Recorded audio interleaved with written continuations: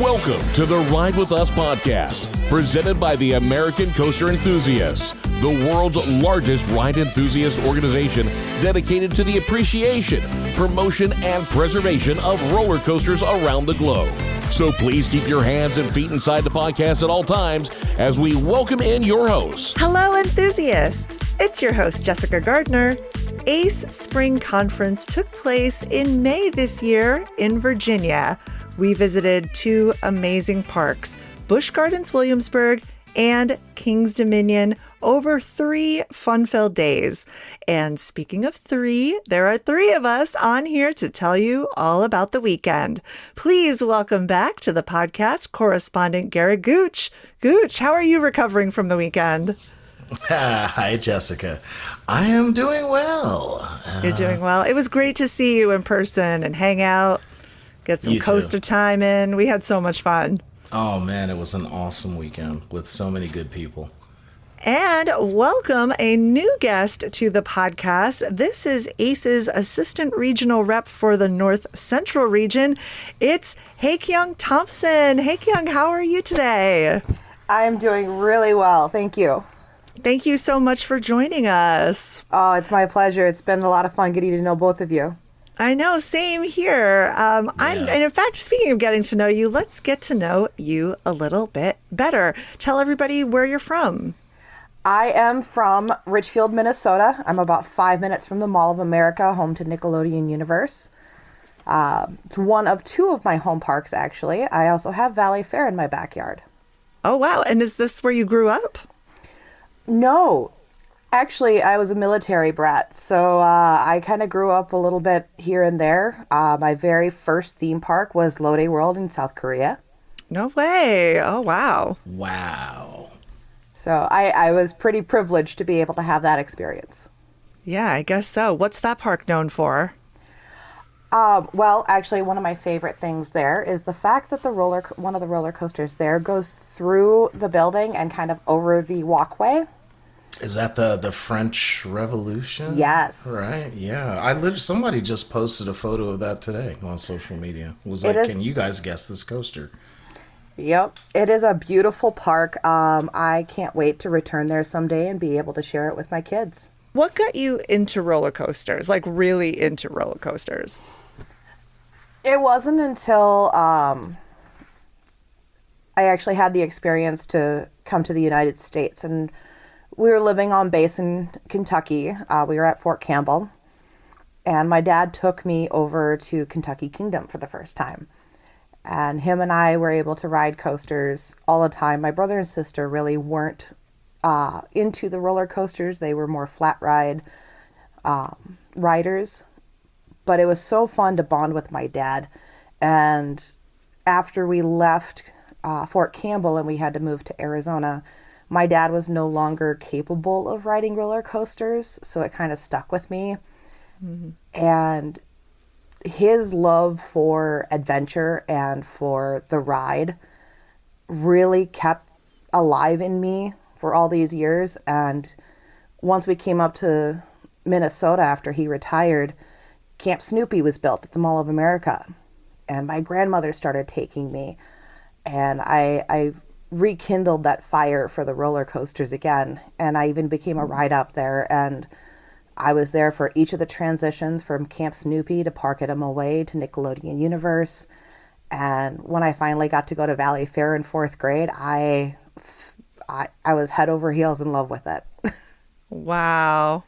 What a story. And when did you get involved in ACE? When did you join ACE? I have now been with ACE for 2 years.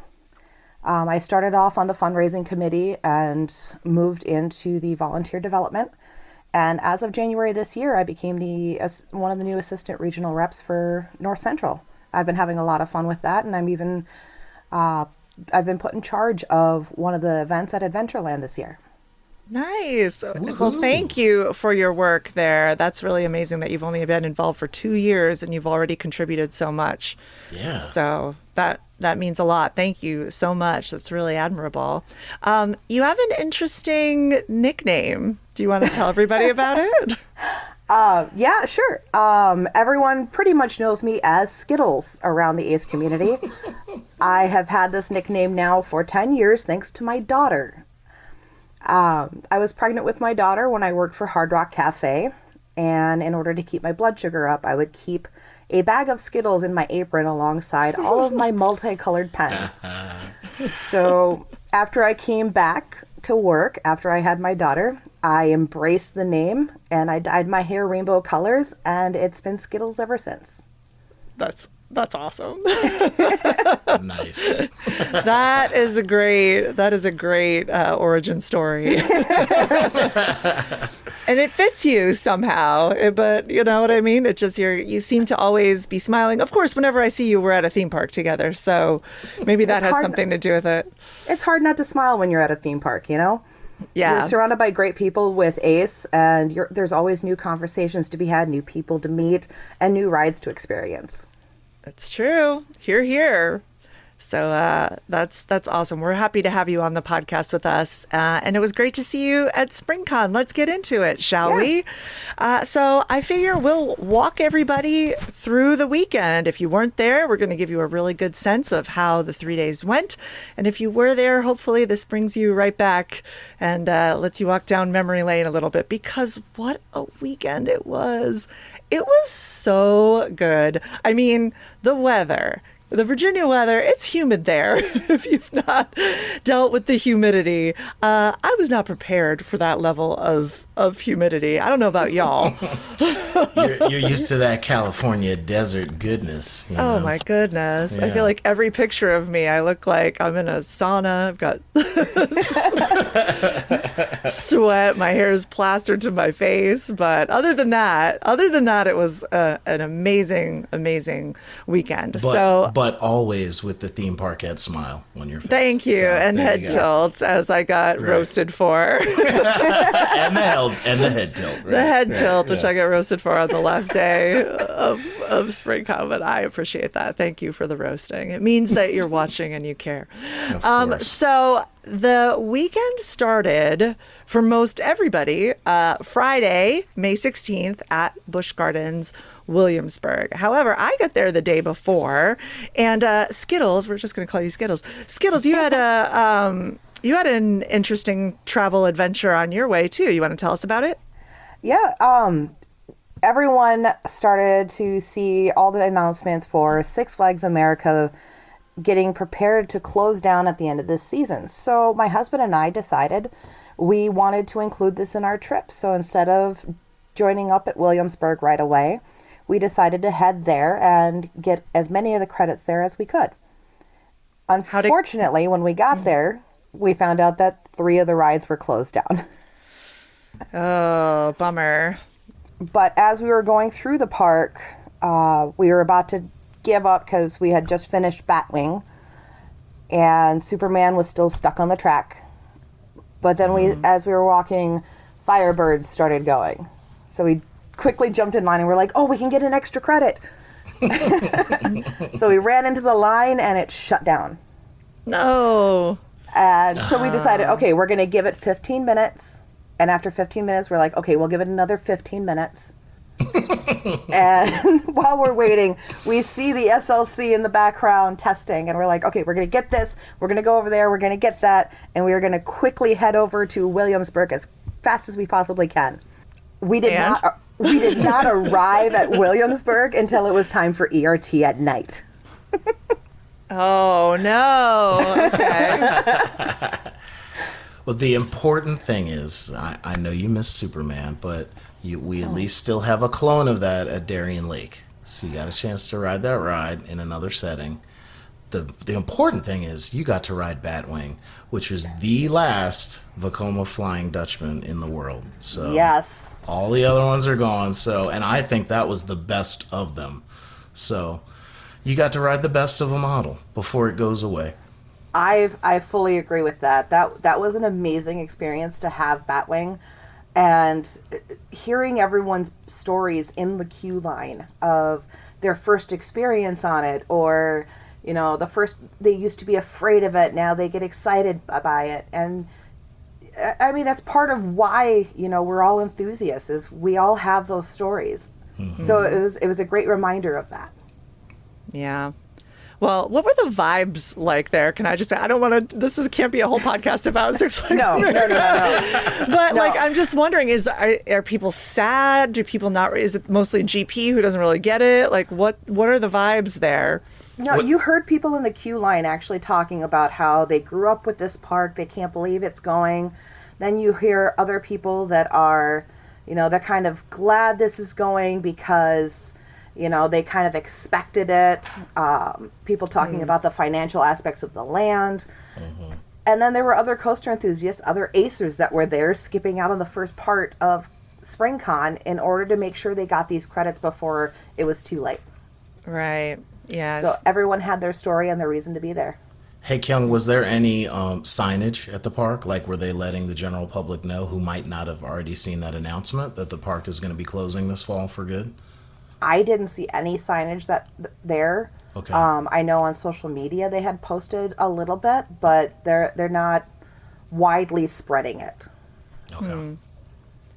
Who was it that I just heard from that was like, don't worry? I forget who was it who said it to us, but they said, don't worry, we're going to give this park a proper send-off. I can't remember who it was, but it left me feeling like maybe the park was going to see. Oh, wait. Yeah, we talked to someone at King's Dominion, actually. And I introduced them to Bree, our friend to the podcast, Bridgette Reed, that they were doing some social media for Six Flags for that park. And they were saying that, don't worry, they have plans. They're not just going to close and be done or surprise everybody and close early or something, that there will be some sort of fanfare with the park closing and give the park the send-off it deserves. So at least that's the plan right now. So we'll see. Nice. Yeah, we'll see what happens. But back to SpringCon. Yes. Well, back to SpringCon. Well, you were smart, I guess, how you did it. I in my head, was going to go on Monday without realizing that they were closed on Monday, sadly, which parks in the East Coast do that aren't California, So yeah, right. Welcome to not California. Yeah, I always forget. I'm so spoiled. I'm the most spoiled. Well, thankfully, I got there. I spent all day Thursday there, having a day early because I had not been to this park since I was 15. And I was so excited to go back and see all of the coasters that made me an enthusiast, specifically Loch Ness Monster. And then Friday, I felt like I was able to, see all my friends and catch up. And it wasn't a race to get all the credits I hadn't gotten, which was really nice. Because that can happen sometimes at these events, right? Is that you're like, gotta go. So it was a little nice to be able to slow down and enjoy some of the other park offerings. So we started with check-in, of course. And normally we don't talk about check-in, but I just wanted to give a shout out to the people doing check-in this time who were just in great spirits and moved, it was a lot of people all at once. And I think they handled it all very well with smiles on their face. They were very helpful. You could see Dan Jones right away. You could see Xander Lee running the Ace merch table. There was a lot of people helping. So thank you to everybody who did all of that and all the awesome merch that was there. It was like, we don't normally get that level at SpringCon. Yeah. At CoasterCon you expect it, but they said there'd be a mini Ace table, and I thought there was great, all the Schwarzkopf merch, and there was a $5 vintage t-shirt sale, and that was super fun. So anyway, shout out to all the people who did that. Thank you for being there.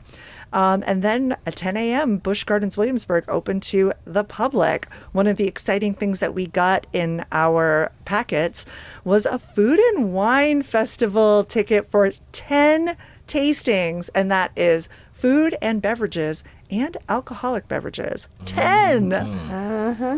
Yeah. I've got to tell you, I used every single one of those 10 tastings.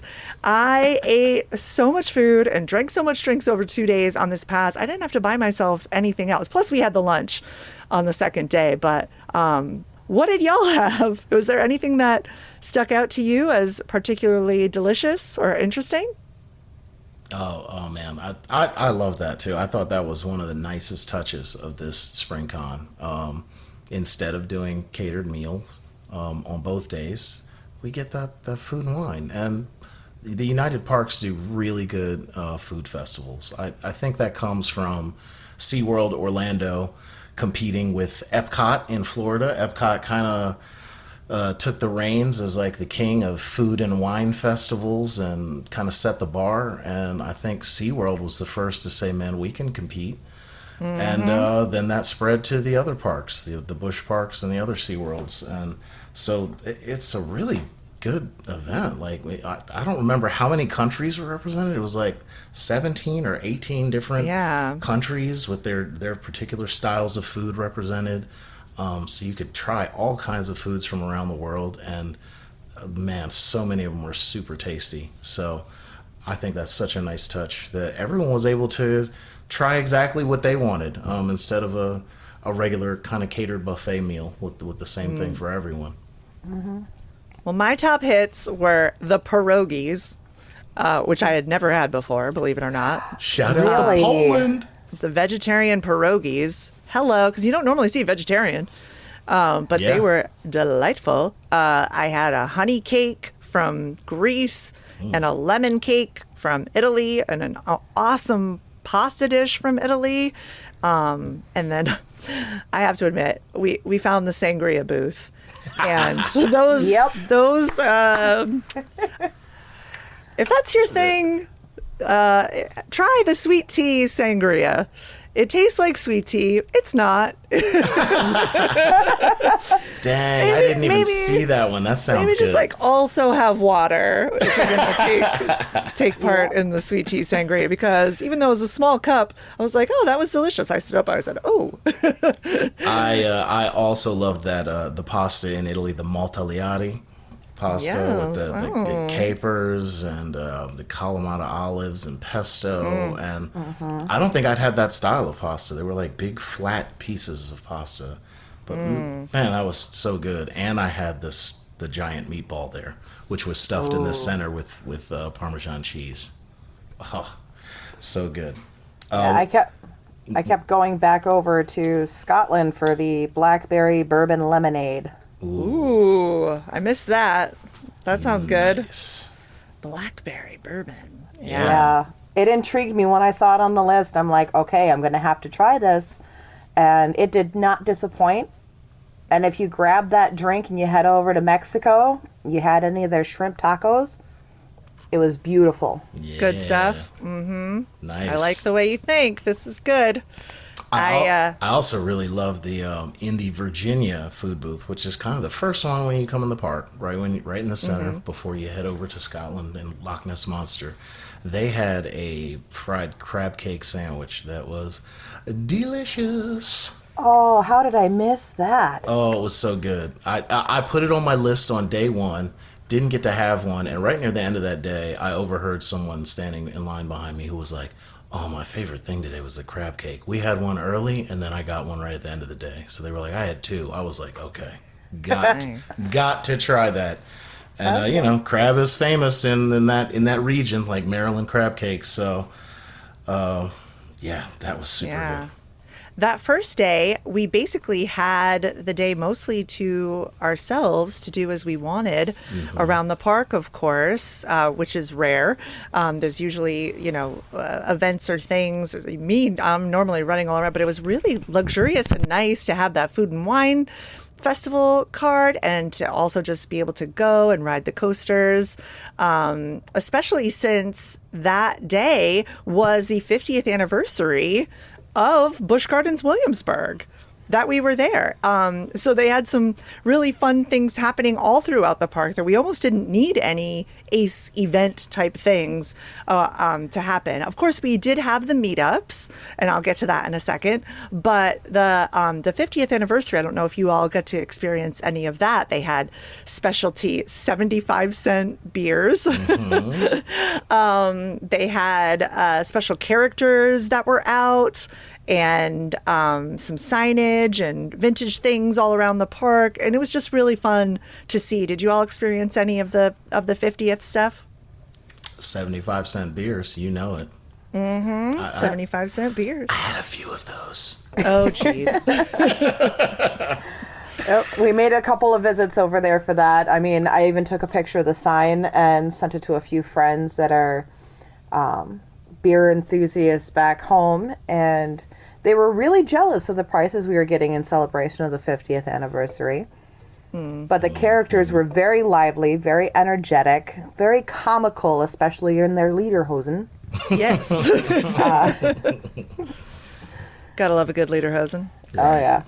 Right. Yeah. One of the other big things, this day was packed, everybody, in terms of like, oh, why did it just say 8 to 9? Enjoy Busch Gardens, Williamsburg. Because besides the 50th anniversary, there was also the opportunity for certain people to be able to ride the brand new coaster opening that day. It was media day for the Big Bad Wolf, the Wolf's Revenge.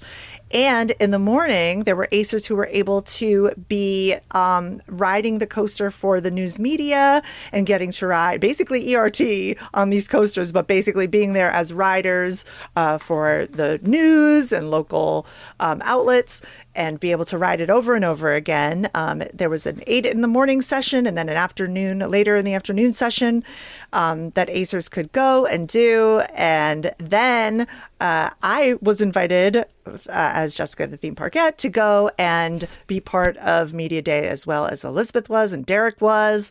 That was really exciting to be able to see everybody getting their reverse POVs and getting to see some of the coaster community show up, social media communities. And then later in the day, they allowed members, of course, being their version of the annual pass holders, and members could go and ride Big Bad Wolf before the general public. So that was all happening. It was the 50th anniversary. I mean, there was just so much going on. Now let's talk about the Big Bad Wolf, the Wolf's Revenge. Did you both get to ride it? Yes. Mm-hmm. What did you think? Gooch, walk us through this coaster for anybody who doesn't know what it is. Well, this is a B&M family inverted coaster. Brand new, and literally, as you said, Jessica, Friday morning was the first rides for anybody. That was the media day. It was the first day that anybody got to get on this thing.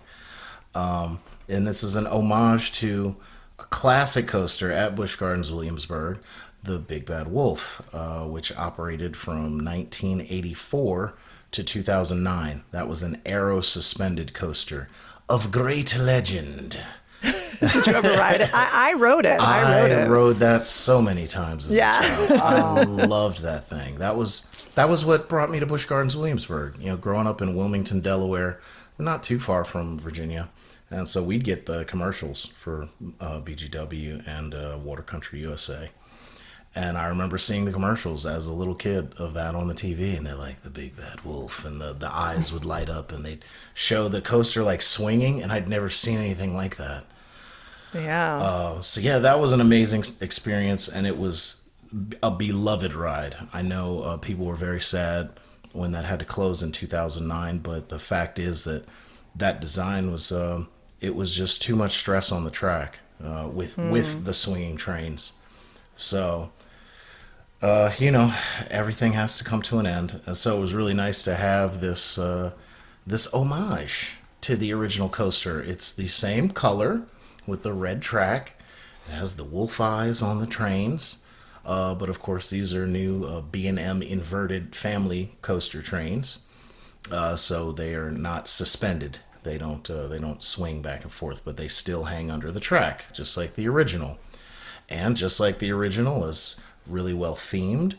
It goes through, a German village, and you get to see all kinds of little scenes. And even I noticed, because I didn't know this before I got on the coaster, that it has 2 lifts, which so did the original Big Bad Wolf. I was like, I guarantee this was truly just an homage to the original. They really did it. They really did it, for sure. They really did it well. And those trains had onboard audio. So you had little speakers that are behind your ears, and you were hearing little bits of music and story as you were going along on the coaster. I think they did a really good job with that. I love how they incorporated the bell. Hearing members of the park actually talk about the significance of the bell before you leave the station. And it's the cry for the wolf. It's saying that there was a wolf sighted. and it begins your story, begins your journey into the village. Yeah, that was awesome. I loved riding this coaster. I rode it, I think, 3 different times in 3 different parts of the coaster. I got to talk to the president of the park while riding the coaster. And then afterwards, I got to talk to Carr, the vice president of rides and engineering at Busch Gardens, all about creating this coaster. And we have that interview for you right here. Connor, thanks for talking to me today. Absolutely. It's very nice to be here with you today on a great opening day. It's really been a wonderful opening day. There was chances of thunderstorms, but those all went away, and we got some awesome rides on this coaster today. So tell us, why the Big Bad Wolf, the Wolf's Revenge? Why bring back this iconic coaster? Absolutely. There's a few reasons. One, we wanted to bring back a great new family experience to the park. Family fun and excitement, and just doing things together is something that's so important to us. And so that's kind of where it started, is a great new family attraction. But then also, another milestone we're celebrating today actually is the 50th anniversary of Busch Gardens Williamsburg. 50 iconic years. It's a really big deal to us. And so when trying to figure out how to celebrate such a big milestone, bringing back that nostalgia, right? Nodding to the history of the park and bringing back a ride that so many people grew up with and knew and loved, but in a brand new way that still pays tribute. And we keep saying, the original Big Bad Wolf does live inside of this one. And so those are kind of the things that we looked at when deciding to bring this back. And we're really excited for how it turned out. And we're really happy to get to share with everyone finally. I love that. I love that because I wrote it back when I was 15 years old, and I have strong memories of it. And of course, it was an Arrow, and now it's a B&M. So can you talk about that a little bit more? Yeah, absolutely. We always try to find the perfect partner for our rides, and we have such a good relationship with our partners over at B&M, and the product is always top notch whenever it comes from. So we were so excited to get to bring this and get to bring them in and kind of play on all those nostalgia, but then bring in their ride and their new system, and really get to not only just bring a great ride, but it's also North America's longest family inverted coaster. So even of its kind, there's still some newness there. There's some new records, but you have the theming in the village and, the wolf and the onboard audio and all those elements. So they were just the perfect one to kind of bring all of those elements together. So what's the story here? Has the Big Bad Wolf come and eaten the villagers? Because I saw some empty beer glasses, some beer glasses that were not empty, I should say, that were just there with no one drinking them. And so I'm wondering what happened to the villagers. Do you know the story? What's the lore? So the wolf, we keep saying today, but when you leave the station, you hear a bell, right? And that's the warning bell of the wolf. But to us today, the bell to all of our fans, to everyone that grew up to Busch Gardens Williamsburg, the wolf is back. The wolf has returned. The wolf is alive and hunting again, right? And so he's come through. You're riding the wolf. You have the wolf's head. You are the wolf, and you're you go through the village and you've seen the wolf has been here, and it's scavenged the village and it's clawed through everywhere. And then but when you come to the end, at finally there's a celebration at the end of this story, and there's music, and you see the beer steins, and there's a celebration. And one of the greatest things is when you see that celebration, you hear the music. This ride's right next to our fest house, and it kind of it pairs together so well, right? So absolutely. Tell me about your work on this attraction. What part of it did you have in this? Yeah, absolutely. So there's so many people on these projects, right? And that's one thing that we love. These rides aren't just a few, right? It's hundreds, sometimes thousands of people, not just from around the U.S., but from around the world, that all came together to bring this ride, back to life. And so, my role is I get to have kind of a fun and exciting role in the engineering side of it, and working with our partners at B&M, and doing the layout and the trains and all that stuff, and just making sure that everything comes together, and then on site making sure that it all works and goes the way we want it to in a reliable way, so we can obviously keep it running for our guests in an efficient way to keep the line moving for everyone. So getting to kind of be a part of that engineering side, but then also coordinate and work with our incredible creative team and partners that obviously brought the wolf's head on the train and the village to life, right? That you go through, and all of those iconic scenes too. What was your favorite part of working on this attraction? Oh my gosh, do I have to pick just one? No, I mean, it's always fun to see the process, right? It's fun to see it when it's in an idea and through, but I mean, the best part of every project is today. And it's not just when we get to ride, but it's when we get to see everyone else ride. Because this has kind of been, our secret for, several years until we finally announce it. And then it's still our secret while we're building it, even though people know we're doing it. And so on a day like this, when we finally get to share with everybody what we're so excited about and hear all the feedback and watch them ride, that's to us the best part of that kind of project. I love that. Well, we're the American Coaster Enthusiasts, and I know that there's a lot of people who listen to the podcast who would love to do what you do and have a job like yours, a career like yours. Do you have advice for any of our listeners? Yeah, it's such a unique industry, and there are so many different opportunities to get involved with rides, right? Whether it's the engineering side, which I get to be a part of, or the creative side, or the architecture side, find out what part of it do you want to do, what interests you. Do you like the story? Do you like, the mechanical side of it? And then, just get involved, right? If it's to go work at your local theme park, right? I started as a maintenance technician, and I started working on rides and doing the maintenance on rides and learning about how they worked, and then moving forward onto the design side. And the same is true in the creative side or anywhere else. Go get involved just at a park, get a job, and see how it works, and then work your way through. If you're about to pick a major in college, reach out to people in the industry and ask them what they think would be a good idea, and just work towards it. Nice. Well, thank you so much, Connor. I really appreciate you talking to us today. And everybody needs to come and check out Big Bad Wolf, Wolf's Revenge. It's opening May 23rd. Might already be open by the time you hear this podcast, so you got to get down here and check it out. Absolutely. Come on out and join us. We can't wait to see everyone. Before our evening ERT, at 8 p.m., Ace was allowed to have an exclusive showing of Celtic Fire at the Abbey Stone Theater. Did either of y'all get to see this? Because I am obsessed with this show. It's a great show. It really is. The dancing's amazing. The dancing, the live dancing. music. Mhm. Not totally sure about the story. There's like a wedding, and I don't want to spoil it for people, but the talent, the level of talent in this show completely blew my mind. It was one of those things where I had heard that this show often is in like the USA Today, like 10 best or top 10 or number one shows. And I've always been like, I wonder why. And oh my goodness, now I get it. I get it. I'm a Celtic Fire girl. Give me the shirt. I want the pins. I want to be in the show. Actually, yeah. Is there a shirt?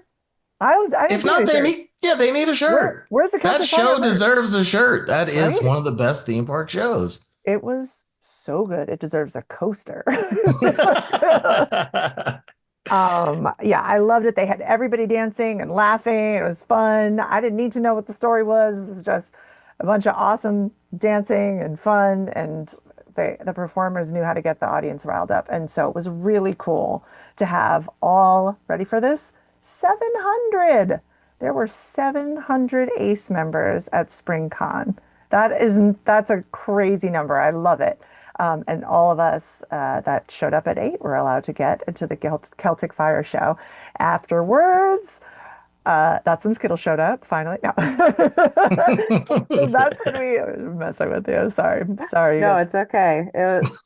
I got there and it was like just in time to go and see Celtic Fire, but I had to wait in line to try and get my lanyard to get into Celtic Fire to prove I was an ACE member, and doors had already closed. We're very exclusive, so sorry. But I heard a lot of wonderful reviews, and several ACE members actually went back the next day to catch an extra show.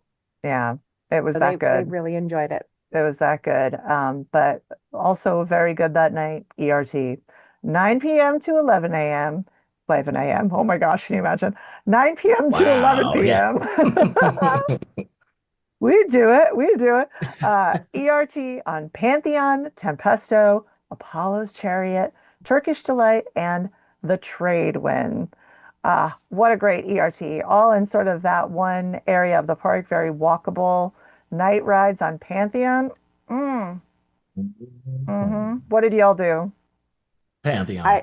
Pantheon was the first one. It was my husband's 550th credit. It was the Hey. very first ride we got when we were in the park.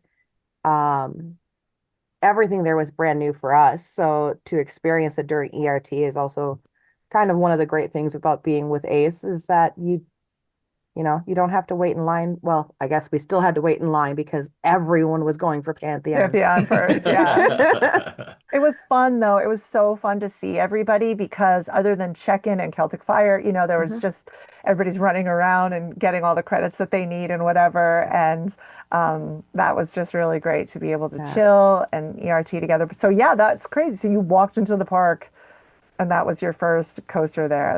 Yeah. That's great. It's such a surprising coaster. That first hit when you go reverse, you just get this pop of ejector and it excites you and it's so different to have that, you know? But then Backwards ejector. it's so unique and I loved it. Yeah. What I love about that going backwards up the spike? You like that hang time? Oh, You get to the top and you're just like floating. Like, wow. I love the view up there too. I made sure I didn't watch any POVs just to see if the hype was there that everyone was talking about. And oh my gosh, I was blown away. I was giggling the whole time I was on that ride. Same. And I rode it during the day before, and then at night. And you can't see anything. No. It doesn't matter if you'd seen a POV, you don't see anything. That coaster was, and I had watched POVs actually, and still that coaster surprised me. I love that top hat. Oh, Yeah. so good. And the stall, everything, so good. Yes. What a fun night that was. We did Apollo's Chariot. We had so much fun that evening and got to bed and had to get up early Saturday morning because ERT was at 8 a.m. Mhm. I did not make it to that ERT. My That's roommate right. had only slept like 2 hours total. And so I would have had to wake her up to go, but tell me about ERT. It sounds like it was Big Bad Wolf, which is amazing that we got that for ERT. Dark Coaster, Yes. the Whirl, I can't say it. The verbal wind. The Yeah. Wind, The thank you. verbal wind. Yeah. And the Autobahn. Mm-hmm. There was a continental breakfast at the Black Forest Picnic Village, some animal appearances, photo ops, and a Oh yeah. presentation.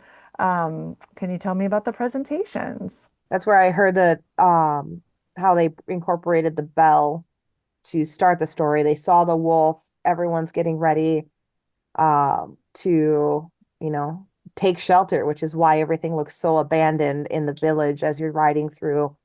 A little terrifying seeing the pit after that second lift hill. You see this like cage pit area that the wolf is supposed to like fall into, and you're like, oh, okay, there's spikes. Yeah, wolf You keep going on to Oktoberfest, and it's like, okay, this is definitely interesting. Yeah, you made it. Yeah, you made it. It's time for the celebration. Let's go.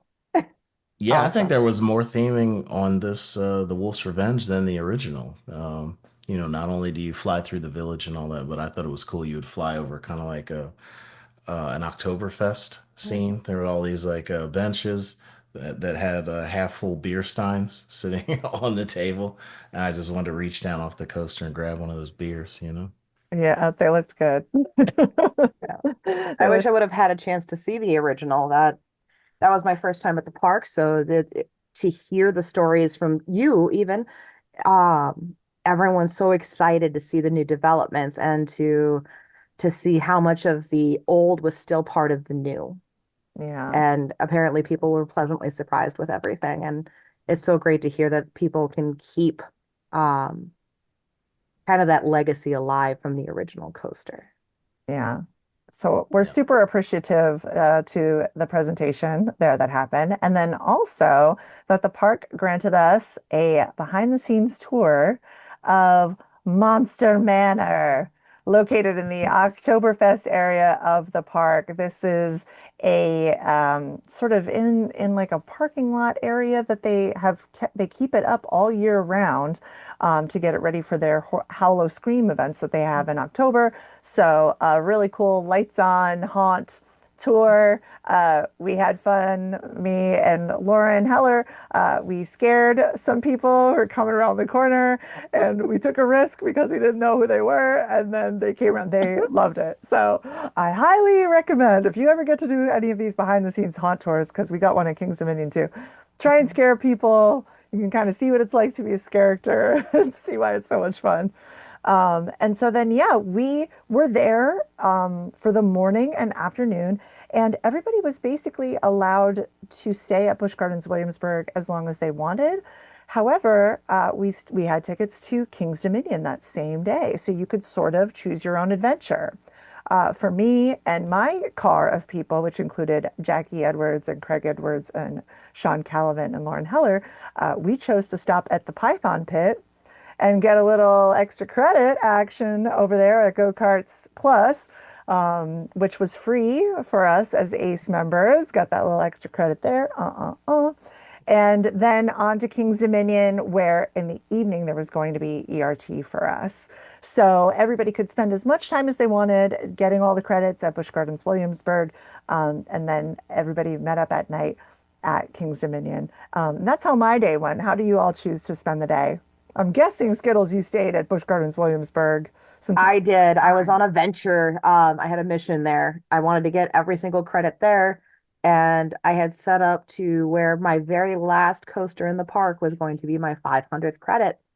And being the Arrow fan that I am, I picked Loch Ness. Yes. And I was so impressed with that ride. The theming and the force behind the inversions were brilliant, and So good. oh, it's such a beautiful park, and you see so much of it in that layout. And I was so appreciative. That was probably one of the best milestones I've had. That Incredible. was Did you get any merch? I did. I always get a shirt for my milestone. So I found this nice. really great Loch Ness Monsters shirt with the, kind of Scottish Plaid. plaid on it. It was really Yeah. very comfortable. I went a little crazy on the Loch Ness Monster merch myself. I got a jacket, and some like picture things and whatever. Mhm. But did you see that they were selling pieces of the original track? I didn't see it until after that you could get a Yeah. piece of the track on a necklace, but Yep. I did manage to pick up a snow globe with the interlocking, the infamous linking loops Nice. Brilliant. I love because it. I love my snow globes, and to actually have a piece that represents how unique that ride is, being the first coaster to have the interlocking loops. Yeah, it was beautiful, and it's an East landmark. Why not make Yeah. it your milestone credit, you know? It's a Yeah. stunner. It's a stunner, is what you like to say. I, Was that something that you had seen from your childhood? Hey, Kyung, did you remember seeing the photo of those interlocking loops in the park? When I started doing like research online, I there were certain things that I was looking for in a coaster. Anything that spun. If it was spinning, I wanted it. I loved like my tilt-a-whirls and scramblers and things like that. So anything that made you dizzy, I wanted to do it. But then I fell in love with Arrow because, corkscrews and loops and just I loved all of it, you know? And to have Loch Ness, such a unique piece. I don't think I can really explain how amazing that ride was and how much it meant to have that as a milestone. So cool. That coaster means so much to me too. That's literally the coaster I cite with making me an enthusiast. Oh. I was there when I was 15. I was having like one of those cheerleader like school trips, and I was just having a really bad time, bad year. And I feel like I sort of separated myself from the group, and we were able to like the ride ops were just letting us stay on it if we wanted. And I just stayed on and rode that thing in the front row over and over. And I swear it like healed something in me. And Yeah. I was just obsessed with that first drop. Even, and of course the interlocking loop. But something about that first drop when I was Mhm. a kid, we didn't have anything like that where I was from. Anyway, so Gooch. When that first opened, that was the tallest coaster in the world. Wow. Oh, This monster when that first opened. So yeah, at one point that was the biggest drop in the world. I'm sure when Yeah. people first saw it, they were like, "What is this?" But mm-hmm. just the way the drop works and it's over the water, Hmm. and you see the loops to your left, like you know it's coming too. You know what I Hmm. mean? There's just something about all of it. I love the pacing of it and the color. Yes. And they Everything did a there is good so job vibrant. on the refurbishment. They did a great job. That Premiere came in, I believe it was 2 years ago. Premiere came in and did a bunch of retracking, which doesn't happen that often on steel coasters. Mm. But they did some retracking. They added more theming inside that amazing, I don't know how many degree helix that is. I think it goes around like 3 times as it's going down. The Um, screens and that new monster. Yeah. Screens, and they added in the monster. Yeah, so Yep. Iconic. well Shout done. out to Park President Kevin Lemke and everybody who was at all part of that. Mhm. Because yeah, I'm so glad they kept it alive. What about you, Gooch? How'd that day go for you? How'd you split up your day? Yeah, same thing. I started with the ERT. Like you said, Wolf's Revenge was a lot of fun. That was my first rides. I didn't get to do media day the day before. So got to do that. And you were talking about the heat. Well, I tell you, we beat the heat right after that with some dark coaster rides. Yeah. Because it's totally indoors, and I don't know if that's part of the theming because it is supposed to be you're like in kind of a winter storm. So I think they really crank up the AC on that in there, and I just literally, even though we're indoor, I like it felt like so much breeze as we were on it. We were all just like, ah, this feels so nice. I have to tell you that I wrote it twice, and the first Hmm. time I wrote it, somehow I didn't realize that you cycle through it twice. Twice, yeah. I didn't know that. I didn't Really know. unique design. It has a little switch track. So right where you would go back into the station, instead you go kind of right by the station, on the other side of the wall, so you don't even see the station. That's why you wouldn't even notice if Yeah, you're just Oh, like, wow. we just keep going. So it was a very smart way to kind of like double the layout. I loved it. I thought that was brilliant, really Mm-hmm. smart, and Mm-hmm. I liked it a lot more than I thought I would. The whole theming, and yeah, it was super fun. Who Hmm. knew? Yeah, A little absolutely. spaghetti bowl of fun. And then yeah, we went to have the continental breakfast and heard a bit of the presentations about the theming that was added on Wolf's Revenge, and I thought that was really nice. Had me some nice pastries and said hello to some of my favorite Ace members. And then yeah, just went around enjoying the day in the same way as day one. More food and wine, like you said, those lanyards were Mhm. good for both days. So I had more food and wine selections to enjoy. So we ran around the park and met up with more friends. Like you said, I think the Six Flags America thing really threw some people out, and they were like, "Oh my God, I have to get there!" Like you said on Friday. So a lot of people Mhm. had done that. So I was seeing some people for the first time on Saturday. So it was a really good hang that day, just like seeing everyone. And then midday, we went over and checked into our hotel in between the two parks, and then went on over to King's Dominion and began our day there, getting ready for night ERT. Mhm. Something I Mm, should mention to anybody who's thinking about recreating this trip, that this is a great way to get a bunch of credits in because the two parks are really only about an hour away from each other. There yeah. is that one Fredericksburg coaster that you can also get, and then, like I mentioned, the Go-Karts Plus coaster, Hmm. the Python Pit there, and there's a bunch of different airports you can fly into. Hmm. I do think you need a rental car. I mean, you can Uber to and from if you like fly into one airport and fly out of the Richmond airport, maybe. But you just rent a car and hit all of these spots. And this is a great long weekend. You can do it like we did. So, of course, Busch Gardens Williamsburg, you should not try to pack into one day. I think you need 2 days for Busch Gardens Williamsburg. That park is huge and I'm not going to say overwhelming. It's whelming. I was saying thank you. I was saying to a lot of people that I felt sometimes like we were on a hike and there happened to be a theme park there. Like, because it is called the most beautiful park in the world. It has been nominated and won multiple times, most beautiful park in the world, most beautiful park in the US. I haven't been to all the parks in the world, so I can't say that but it's certainly gorgeous park. But it's so very different than something like Epic Universe, right? Which is flat. And even King's Dominion, which is flat, and then there's theming and whatever. But this park, Busch Gardens Williamsburg, is hilly. There are 11 inclines. There are stairs. If someone's at the other end of the park and you want to meet up, which happens at every ACE event, like, good luck. It's gonna take you a good 15 minutes to get to them. I think the loop, if you were showing signs that said, if you want to get a workout here, it's 1.5-mile loop, but they're not even mentioning the hill. Well, or maybe they did say it was 11 inclines. Right. So like, ooh, you got a booty workout, you got some cardio. I was warned not to go down the hill next to Loch Ness because you will need a tram to get up if you are not properly trained to get up that hill. That's right. If you go down, you have to go back up. Yeah, the It's- stairs. Ooh. Yeah. I took one look. I'm like, no, I'm good. And kind of turned the other way, grabbed another lemonade, and Yeah, I went do on love another ride. the sky ride there, the buckets that are there are 3 stops. Did any of you use those? Because we did. I tried to utilize those to get to different parts of the park, and then one time we just rode the whole thing all the way around, which was really cool too, because seeing it from up above is just beautiful. But let's Yeah, move on to King's Dominion. That night, the way that most people kicked off King's Dominion, I think, unless they got there a little bit earlier, was our ERT.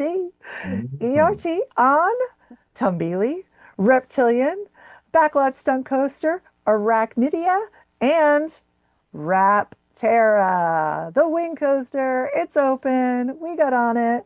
I started there. That was one of the longest lines of ERT I've ever seen. I think everybody went straight there first.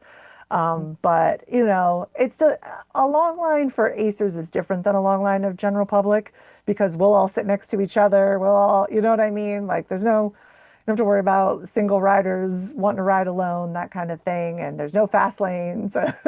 So And it moved quickly, the it line. did. They did a Shout great out job. to the ops on Rapterra. This is one of the best operations crews I have seen. I hear that they are hitting sometimes 45 to 50 dispatches per hour on that train. Wow. If you're an operations nerd, you sit there and watch, and you could see that quite often one train would be rolling into the brake run, and sometimes wouldn't even stop because the other train is already moving out of the station. Mhm. So shout out to them for having amazing operations on this new coaster. Yeah, one of the great things, even during the day when the general public's there, that we've noticed, that was our 4th visit to King's Dominion this year already. Wow. And even if the queue line says it's a 60-minute wait, it's only about 35 minutes Whoa. because that queue line is estimated based off of where the line sits from the estimated, dispatch time. hmm But if you go by real time, it's cut in half. Their write-ups are absolutely amazing, and Yeah. we've loved every experience we've had there. Yeah. Awesome. That's That so was an great. impressive sight walking into that ride area for the first time. I think this is such an amazing addition to that park. It adds so much value and so much kind of wow factor for the jungle expedition area. Because the queue, which we're talking about waiting in, is built all into the middle of the ride. So this is not one of those rides that's kind of off in the back and you enter it from a different area. You walk into like right into the layout. And so the coaster's going all around you as you're waiting in line. You get to see it launch past you and flying above you and coming down above the midways. And it just looks so impressive. And the landscaping, the kind of theming elements to it. There's like a big lava pit, which was a shout out to Volcano, which was where this coaster was built on the site of Volcano the Blast Coaster, which was another beloved coaster in Virginia that closed. So, yeah, I was really impressed.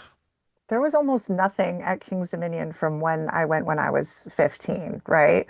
And I have to say that something that really struck me about it, seeing it all these years later through adult coaster enthusiast eyes, was you really didn't see too much of how do I say this?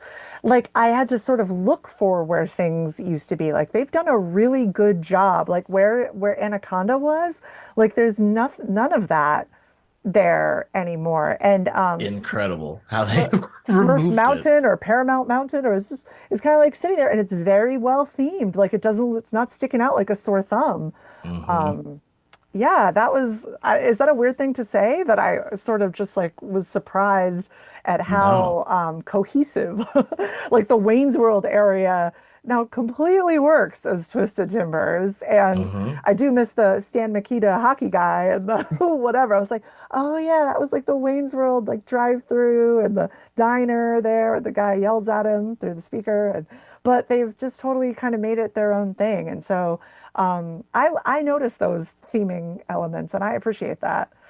But I also love the throwbacks to the old, to the beloved rides of the past. So I appreciated that. The biggest surprise to me during that first ERT at King's Dominion, for sure, was Reptilian, which, wow. I like to say that one of the, Remember, mock fanboy right no, here. yes, I like to That's a say, mock. yes. I like to say that the bobsled coasters are the only coasters that like truly scare me. Like the one at Knoebels, and then of course this well, Flying Turns, of course, and this Reptilian. Like I actually get like scared that we're like gonna flip over. Like it really feels actually terrible. That's when my shoulders are like up around my ears, and I'm like ah. Like in any other coaster, like flip me around 1,000 times, drop like, yay, I'm flying. But this was like, oh my gosh, we're gonna die, we're gonna die. But it was so fun, and just Yeah. that's where I'm getting to, Gooch. Don't worry, I'm not gonna talk. I loved it. It was fun, if scary. Yeah. But And that ride was rethemed also to with the Jungle Expedition area mhm. a couple of years ago. God, I can't even remember. I think it was called Avalanche before. Mm. But yeah, total repaint and retheme and fits into the Jungle X area. And yeah, that's just Yeah. super fun. And it Yeah. was called Avalanche. That's They also had some great snacks for us that night with the French fries yeah. and the onion rings and the cookies. So shout out to them for that. And then the next day, we're going to our final day, Sunday at King's Dominion. ERT started at 10 a.m., which is a very appropriate time, in my opinion, to a person who likes to sleep, who likes to stay up late after my ERT, because I'm all excited for my nighttime ERT and then I can't fall asleep because I'm so excited. None of these 8 a.m. ERTs. I love these 10 a.m. ones, and that was great. Mhm. It was on Twisted Timbers, Apple's Apple, Delirium, Carousel, and Bad Apple. Apple's Apple was a great one to have just because a wild mouse like that, is usually slow loading, so to be able to get that on ERT was great. And then, of course, the ERT on Twisted Timbers, always nice to have. But I have to say, right at 11 a.m., I bailed, excuse me. Yeah, right at 11 a.m. I bailed from the ERT and riding coasters because we had a behind the scenes tour, two behind the scenes tours, self-guided tours that we could take. The first one, of course, being Twisted Timbers. Y'all, we got to go back there behind where Mhm. guests do not get to go, get some interesting photos and video. They had to kick me out of there as per usual. I wanted to sit. They didn't kick me out, but I'm just saying I wanted to spend all my time there. I had to put up a picnic and watch the thing go around. So it was fun to see some of the acers that stayed on Twisted Timbers, and some of us that wanted to go back and see the interesting views and take our photos and videos. What did you all choose to do? I chose definitely to go behind the scenes of Twisted Timbers. I love taking photos of all the experiences that we get with Ace, and this was no exception. Having Acers screaming at the top, going, look over here," and they're waving at you, and you're trying to go like, okay, who's waving now? I don't know who it was. I'll It, wave at them. it gets so hard sometimes it becomes a blur, but then that when you get all the way down to the end of the gate and you get those unique angles with the inversion, right? It it's so amazing to see the technology that just comes and works together, and you actually get this front-facing view of the train coming right at you. Hmm. And it's So good. beautiful, and you Yeah. appreciate it more because you're seeing things that you don't experience when you're on the ride. But Yeah. it's a new way to appreciate that coaster. Yeah. And, we got some awesome views. I did a little bit of both. I ran out there real quick just to go down and run up and down the side and see the sights. And then I ran back because I saw everyone was taking photos and videos. And I was like, well, let me get back on the train. Hopefully somebody will capture me in a ride, you know? Oh, we didn't know it was you if we did. Right. That's no, no. Live Oh, bias. I don't know. I'm in someone's photo or video somewhere, but no oh, one I'm knows. still filtering, so you may be in one of mine. I took the telephoto out, and I'm trying to get as many shots of everyone as possible. So, Oh, nice. You were back there. I did leave myself maybe about 2 minutes to go do, they also had a Blood on the Bayou, a haunt tour right behind Windseeker, kind of near Twisted Timbers. There was an employee standing at the door, and that's how you knew where to go. Again, this was self-guided. Amazing work. Not scary farm level work, which maybe makes sense. But I was really impressed. Their haunt is called the Haunt, I believe, the King's Dominion Haunt, Mhm. and what it was scary during the daytime. Let's just say that, where it almost didn't even need lights. They had so much set direction in there. They were really showing off good art direction and set direction. Did you all get to see that at all? no, No. I was spending too much time taking photos through the Yeah. ERTs, and just watching people's facial expressions is so great, especially on Apple's Apple. I kind of parked myself over by the brake run because a lot of people didn't realize you needed to brace yourself. So Oh. watching everyone just kind of sudden stop. Okay. Ah! It was entertaining for me. And, then they notice that I have the Yeah. camera in hand, and they start laughing Start because they're like, laughing. oh, someone caught me. Yes. Amazing. Yeah, I same did. as you. I didn't get to do the Blood on the Bayou, but that's because I've done that haunted house, Oh yeah? and it is I think that was from the Cedar Fair days. That is one of their best haunted houses because they have used that same IP at other haunts in other parks. They really Oh, like that oh, I've Blood never on the seen it. Bayou. So I think that's one that they knew. They're like, yeah, we nailed it with this one. Yeah, So they yeah. did. At 1:30 to 3 p.m., we had a buffet lunch, which was over in the catered pavilions. They had brisket and hot dogs and corn and pasta salad and potato chips and cookies and unlimited fountain drinks. There was a silent auction that was really fun to watch. It's been digital in recent years, and this one was completely digital. So you had to like scan a QR code to be able to put in your bid. You couldn't even see where the bids were at unless you did it digitally. And then Elizabeth Ringus presented the park with a host gift from, was it the grand opening of Rapterra, which many Acers were present at? I think there was that Acers were invited to that media day. And so there was a picture from that day. And I, during that lunch, ran up to the vice president and general manager of King's Dominion, Bridgette Bywater, and I was able to get an interview with her to talk about all things Ace and all things King's Dominion. So here it is. I'm here with the Vice President and General Manager of King's Dominion. This is Bridgette Bywater. Bridgette, how's it going today? Oh, fabulous. Oh my gosh, this weather is gorgeous. The sun is out, the clouds, fluffy clouds in the sky, and we're here with hundreds of your fans. We're so excited to have you here. Ace is so excited to be here for spring conference this year. Myself, I haven't been here since I was 15, so there's a lot of memories stuck with me, and things are coming back. Some people that are here have been coming here for years, and there was a lot of people that it's their first time, and so that's really exciting. So first, I just want to say thank you so much for having us here in your park. Tell me about the King's Dominion 50th birthday. What do you all have planned this year? Well, we did add the world record coaster Rapterra to the park. We're so excited to have that. We've also got several shows that are going in this summer. We've renovated several of our retail locations and our food locations. So just a way of breathing new life into a park that has so much rich history and legacy here. We're very happy to be able to present the park in a new and refreshed way for people to enjoy it. Absolutely. I was going to say, what is it that you think that makes King's Dominion so special? Oh gosh, well, besides just the absolute amazing guests that are part of our season pass family and the Richmond region in general, because this is just a lovely place with a lot of friendly people. King's Dominion itself has such a rich history and legacy. I love that we've got a tree that came from a seed that went up to the moon and came down. We've got lamps in the park that are gas powered still to this day.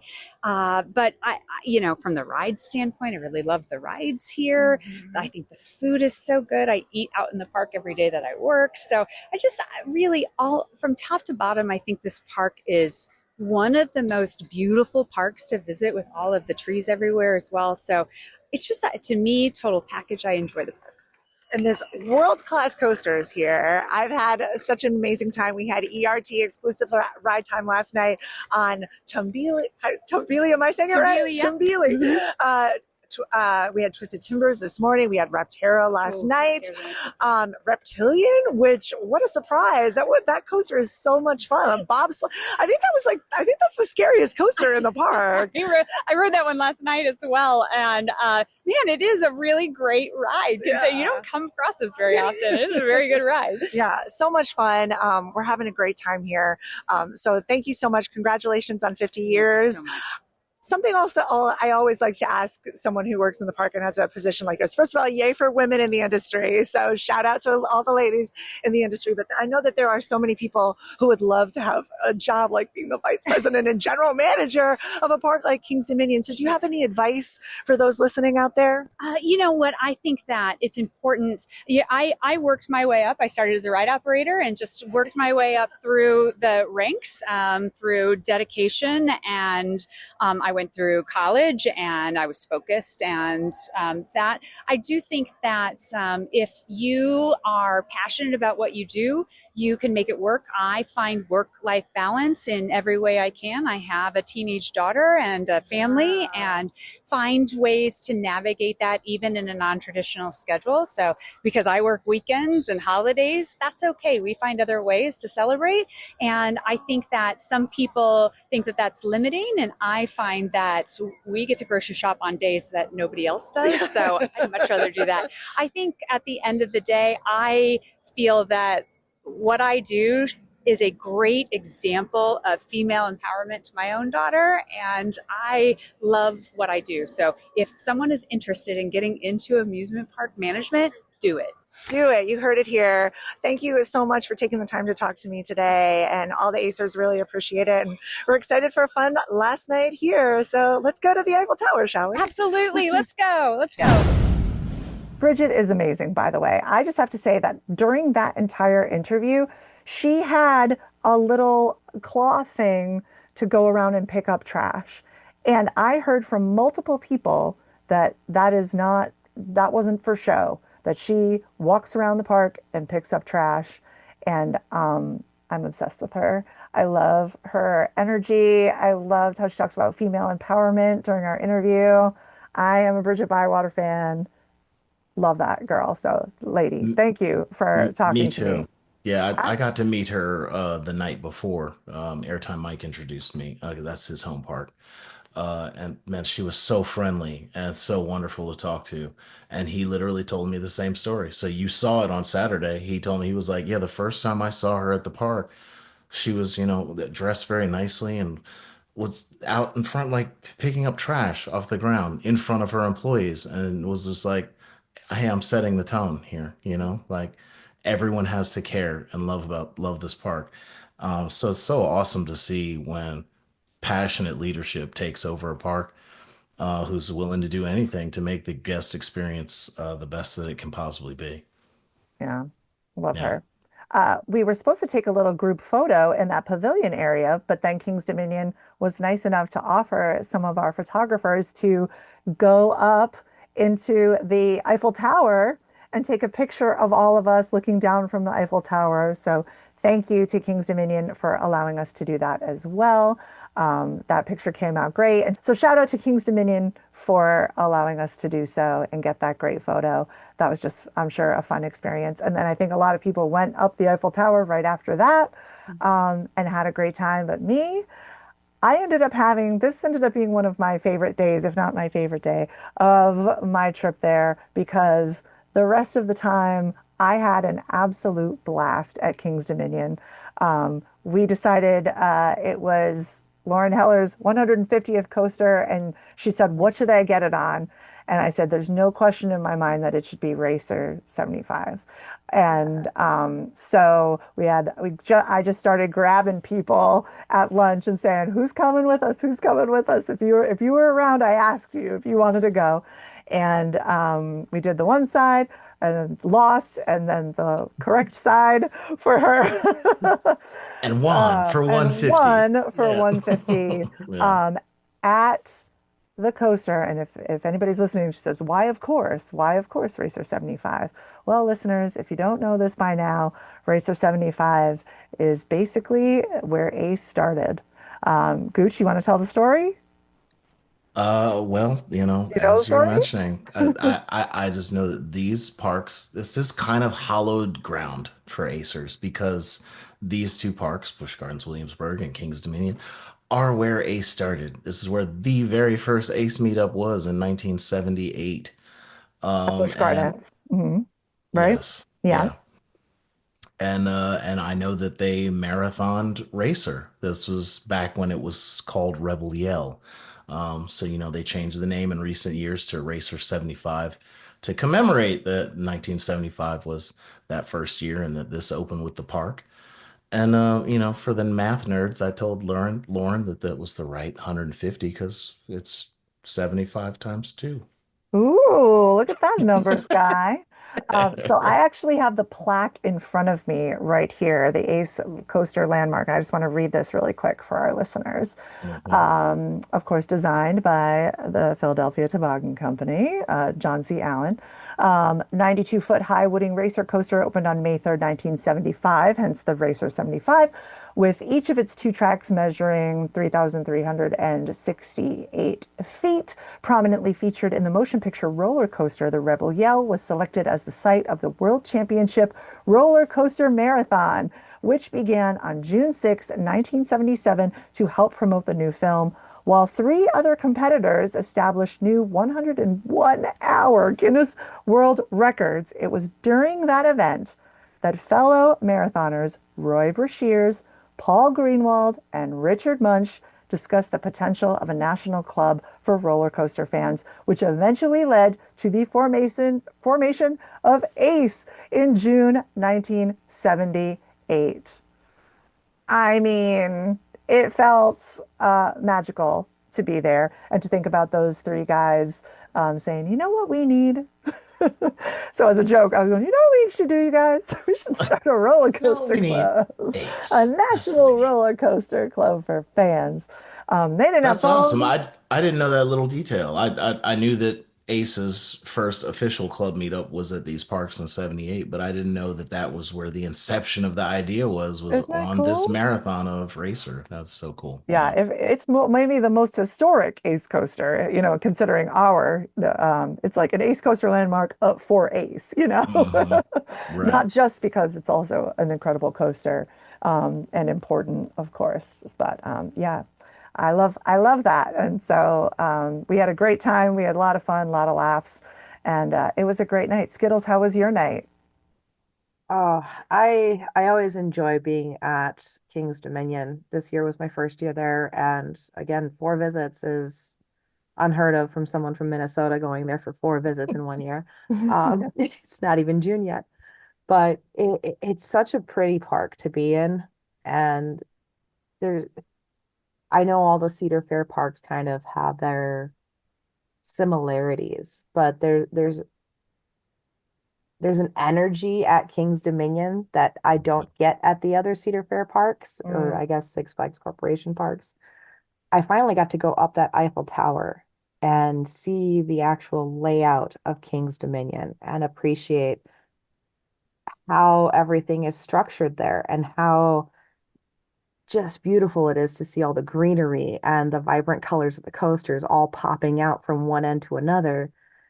It it was amazing, and to share that with other acers right after lunch, like you said, it was like this informal takeover from Ace up on the Eiffel Tower, and everyone's talking about, look, you can see this part of the track on Grizzly, and you can see, okay, here's Backlot Stunt Coker. You can actually see the whole layout over here, and everyone's talking about, oh, I remember when this ride was over here and this ride was here, and they put so much work into this area, and everyone's reminiscing, and I loved hearing everything. And it's one of the best things, you know? And It was special to be able to have that experience because the Eiffel Tower had been closed for Mhm. Yeah. a long time. It's been many years since I'd been up there. So Mhm. I thought that was amazing to go in the park and see that it was finally back open. I was like, wow, this is perfect timing. Everyone gets to go to the top and see this Mhm. beautiful and quite underrated park. Mm. Yes, very much so. I mean, even on my first visit, I didn't get the Eiffel Tower because it was open at night the first night I was there, and we're like, okay, we're gonna get it tomorrow. Went back tomorrow the next day, and it shut down right before we got on it. So being able to actually get it this time was, it was great. And to be able to share it with other Acers, it made it better. It's true because we always like to say the coasters are great, but you stay in Ace for the people a lot Mhm. of times, and the friendships, and which is a perfect segue into talking about the meetups that were held over the weekend. So I have the list right here. I'm going to kind of go through, and if you went to it, let me know. The first one I went to, Solo to Con, was over at Griffin and Busch Gardens, Williamsburg. And that was great. Solo to Con being anybody who was there by themselves. And you know what? People who met at Solo to Con stayed together the entire weekend. We met Courtney Clark and Gage Clark. Shout out to them if you guys are listening. Hi. We met them. We ended up hanging out with them all weekend, literally until dinner on the very last night. Great to meet you guys. And Ian, it was so great to meet all of y'all. And just that people showing up to that and saying, all right, yeah, let's hang, let's walk around together. The more the merrier. There was Ace Mid-Atlantic, met at Loch Ness Monster. Women Love Coasters. Unfortunately, I had to miss that. I'm so bummed that I missed that because it sounded like it was amazing. They were on Apollo's Chariot and they got stopped on the break, the mid-course break. And were you there? No, I was stuck in Oh, traffic that's coming right. from Six Flags America. And I was at Media Day for Big Bad Wolf, so I missed it. I'm texting them like, "Oh, have fun!" And Uh, apparently they had just an incredible time and screaming and being crazy, and then got stopped on the mid course and took, they were laughing about that. Of course, they're like, "We don't have a camp." Um, Although maybe someone had a GoPro or something. There was a young adult meetup at Loch Ness Monster. Mature Acers had a meetup at Apollo's Chariot. The Bluesiest met up at Pantheon. Were you there, Gooch? Yes, yes, I was there, and we took a great photo out in front of Pantheon, and went in a fairly full station, and we still made it where we're like, we're all getting on the same train, darn it, we're gonna work this out. And everyone got in line, and we were shifting and letting people get in front of us, and it finally worked out. Yeah, we all got on train and rode together, and the energy was really beautiful. Shout out to everyone who came out to ride with us that afternoon. There was also a Pride meetup at 6 p.m. and a Spectrum at Finnegan's Flyer and a Spectrum meetup at Griffin. Then on Saturday, there was did you know that we have an American Roman Rapid Enthusiasts Club? Am I saying that right? It's the American River Rapids Ride Enthusiasts, but it was on Roman Rapids. Oh my yes. goodness. And then Ace New Jersey had a meetup on Grizzly at King's Dominion. And then Alfie are log flume enthusiasts. Did you go to that one? I did go to that one, and the great part about that is we had people coming off of the ride, and there's these little blasters, these little water Yeah. blasters, and Shenandoah, right? Shenandoah Lumber Co. we kept swiping and targeting each of the ace groups that came down in their log flumes. And I have videos of the last 5 logs that came down that we attacked. Everyone was just cheering and having so much fun, and it shows the camaraderie and the family atmosphere that gets built with Ace, and I love that. the energy, the laugh, you can just shrug it off and be like, yep, it's all for fun. Yeah. You know, it's memories like that that keep people coming back. Meetups are, if you can do them, sometimes you're like on the other end of the park and you're like, oh Mhm. no, I got the meetup I said I was going to be at 2 o'clock. It's always worth it if you go, and then can ride with other people. And even sometimes I've actually been to one, I think one that we went to, maybe when we met actually, Skittles, at in front of Banshee. Remember when we went to Yes. Kings Island and the line was so long and we didn't end up going on the coaster. We met up, we took the picture, we kind of like all talked to each other, said hey, Hmm. exchanged Instagrams, and then all went our merry way. Yep. So, But we were able to get more rides in later. yeah, That was always fun, you yeah. know. And the great thing about the meetups, it was Derek Perry that kind of brought this on at the last Coaster Con when I brought my son with. You don't have to be a part of the groups that are meeting up. If you are supporting the group, if you know people in the group, show up, have fun, get to know someone new, right? It's all part of the experience and it just builds that community up. Yeah, like me, I wasn't really solo to con. I now I have friends, but I did go by myself. But before I really knew anybody or had a roommate or anything, I was solo, and I want to make sure that I'm supporting other people who feel like they can't come by themselves or they don't know anyone. Hmm. I love it. Community. That's what Yeah, we're all about. absolutely. Just a great weekend. And I think that we even went out to dinner with some people afterwards, and had some good talks and some good laughs. And I made so many friends this trip. And I just couldn't be more grateful to Busch Gardens Williamsburg and to King's Dominion for hosting us. I would be remiss to not mention, now we didn't have ERT on it, but I grew up with Grizzly. We gotta talk about Grizzly. 1982 Woody that is at King's Dominion. And in 2023, Gravity Group came in and did a major refurbishment of this ride. Not just retracking, but reprofiling. So kind of redesigning some of the angles and the elements and using their new uh, pre-cut track, which is very high tech. I love everything that they're doing at Gravity Group. And then in 2024, they came back and finished the ride. And man, it's running better than ever now. I'm so glad because, like I said, that ride's very special to my heart. It's one of the first wooden coasters I remember riding as a kid, and I remember my dad asking me, "You want to go on the Grizzly?" Yeah, the Grizzly. Yeah, and so that was amazing. I mean, really, like that is special. It is one of the best rides in that park now. Um, the first drop is literally stand up ejector airtime. Yeah. Every single time we went down that drop, I was really standing up. I was like, oh my goodness. Another favorite moment coming out of the tunnel. There's an ejector airtime moment, which just was Mm, amazing.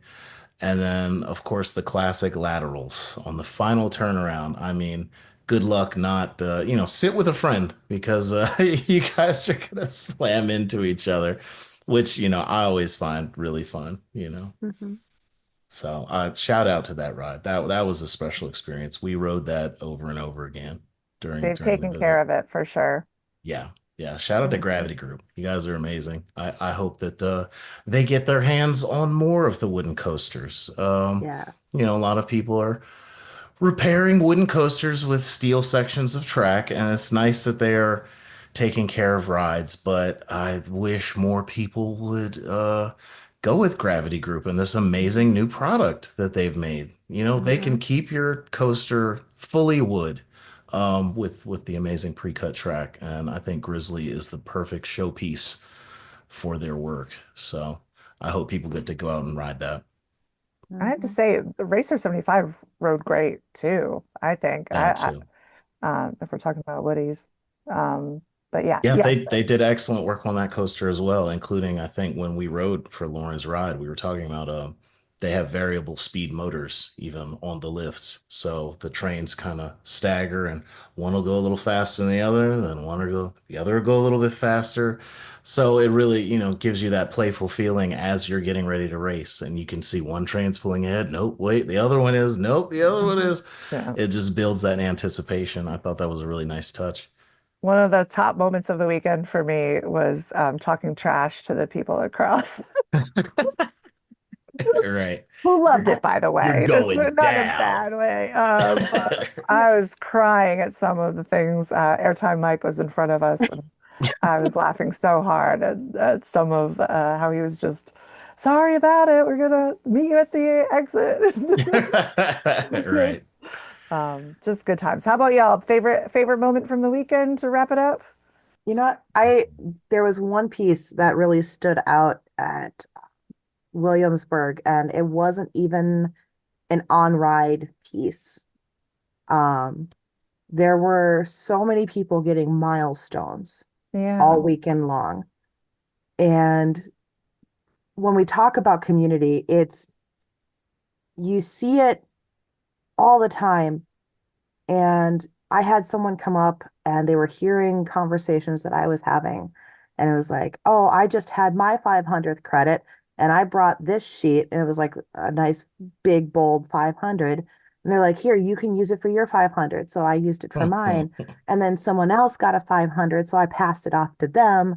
And it's this, they're looking out for each other, even if it's just this small little sentimental piece. But it's like, here, I'm going to pass this along. And I loved that. It's that little connection. It's that little, I hear you. I Yeah. see you, celebrate it. And everyone is cheering each other on for these. You talked about Lauren getting her 150th. There was, I think, 2 people that got milestones on Rapterra. There were, Pantheon had 2 or 3 people that got their milestones on there. Someone chose Invader as one of their milestones. And to celebrate that together, those are the moments that I really enjoy seeing because you see how excited everyone is for everyone else. We all get it. Yeah. It's a beautiful thing. hmm It's hard for me to pinpoint one favorite moment of the weekend because there were so many.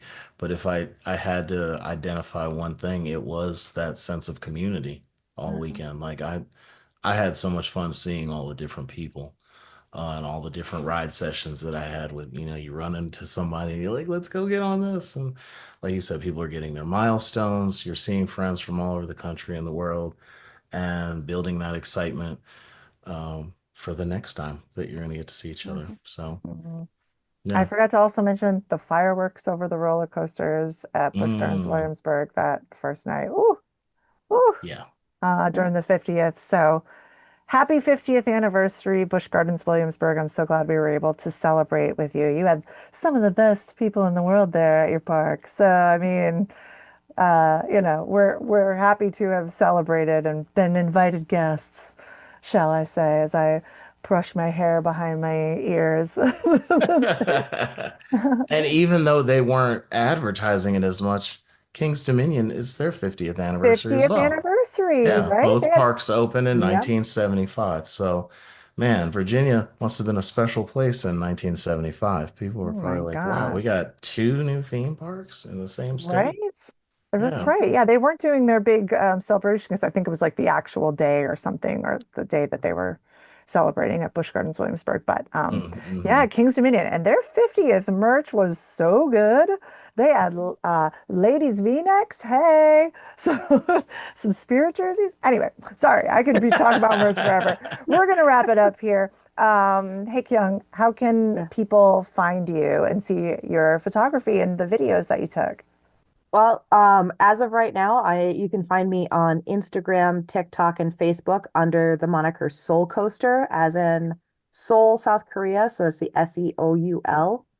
I wanted to keep a piece of my heritage and, share the celebration of diversity. So I wanted to highlight, what started off my journey back in Korea and now here in the US. Shout out to diversity. Yes.